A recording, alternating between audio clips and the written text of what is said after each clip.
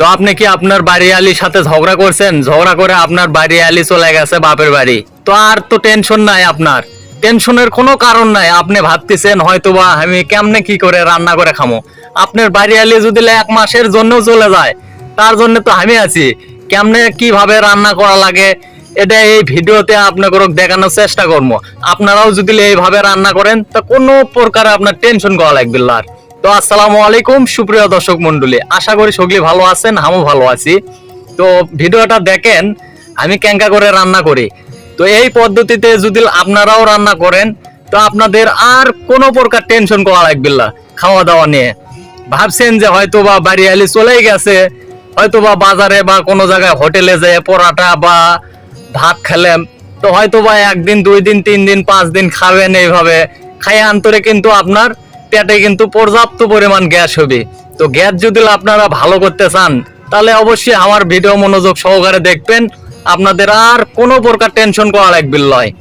এই ভিডিওতেই সমাধান চলে আসবে একবারে। এই ভিডিও একবার ভালো করে দেখবেন মনোযোগ সহকারে। এই ভিডিও থেকেই আজকে রান্না আপনাদেরকে শিখে দেবো যে কেমনে কেমনে রান্না করি। তো আজকে আমি রান্নাটা করতেছি লাউ আর কি জাংলার লাউ। এই জাংলার লাউ দিয়ে পাঙ্গাস মাছ দিয়ে আজকে রান্না করবো।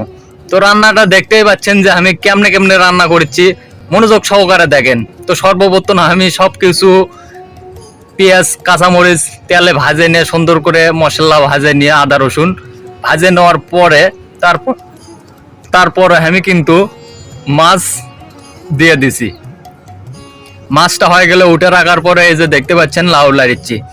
তো এই পদ্ধতি এইভাবে যদি আপনারা রান্না করেন তা মনে করেন যে আপনারাও রান্না পায় শিখে যাবেন। তো কোনো প্রকার টেনশন করা লাগবে নয়।